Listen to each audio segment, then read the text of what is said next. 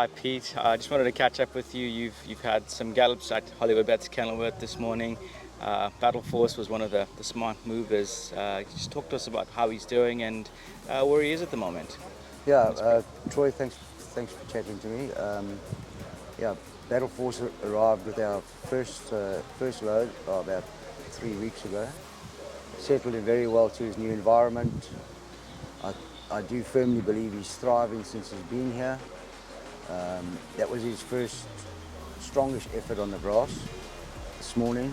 I was very happy with the way he moved. He hit the line with a ton in hand, but he was galloping with a once raced maiden, a horse called Shoefella. So he was entitled to finish off the stronger. But all in all, he's done very well. It probably needs to put on a little bit more condition, which he's in the process of doing now. He will have another gallop, hopefully Saturday week. And if he performs well enough in that gallop and comes through in order, I'll put him in the Merchants. I think it's on the 11th of December. But he's had the spell, and he's a nice and fresh horse, so he's got fresh legs. All onwards and upwards with him. And you went around the bend with him, and I was caught off surprised. So it seems like he's quite a versatile fellow, and possibly could even go further than 1,200 meters here, or is that, how do you see it? I firmly believe that 1,400 will probably be ultimately his best trip. Obviously, he performed at Group 1 level 6 furlongs down the straight at Maritzburg, so that's where he's earned his high rating. But he's given every indication all the way along, to me certainly, that he's going to be more at ease over 1,400 meters.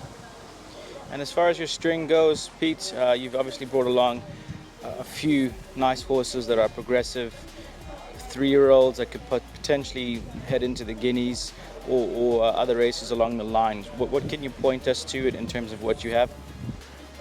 Yeah, we had our first runner on Saturday. She performed very well, filly called Bevy's Delight. She did a lot wrong in transit, and she wrestled with Gavin Larena the whole way around, but was still in a far in line coming to the distance. She did her efforts early on to the told late, but she only got beaten just over 2 lengths, so in my eyes it was a very credible run. So she will press on to the fillies Guineas now. We'll tinker with a bit of gear with her to ensure that she settles better over the mile. But she's a lovely filly in the making, and although there's obviously some very stiff competition around, she's certainly not too far off the best. And as far as the colts go, and some of the, I'm going to say this, Isi Vunga Vunga, one of my favorites. I'm excited to see him go. And any indication of where he might run? Isi Vunga Vunga's primary target here is the Cape Flying Championship. He doesn't go any further than 1,000 meters. He refuses to settle, so he needs the pace on to get some cover early. So I'm going to go second up into the Cape Flying Championship. I think it's a pinnacle race on the 7th of January, which will be his first start here, but he'll be as fit as I can have him heading into that. So essentially, he would be third up into the Cape Flying Championship, and he's very progressive. He's lightly raced, not a lot of miles on the legs. He's very quick, and he's got an amazing turn of foot over 5 furlongs when he turns it on. So he's quite an exciting horse.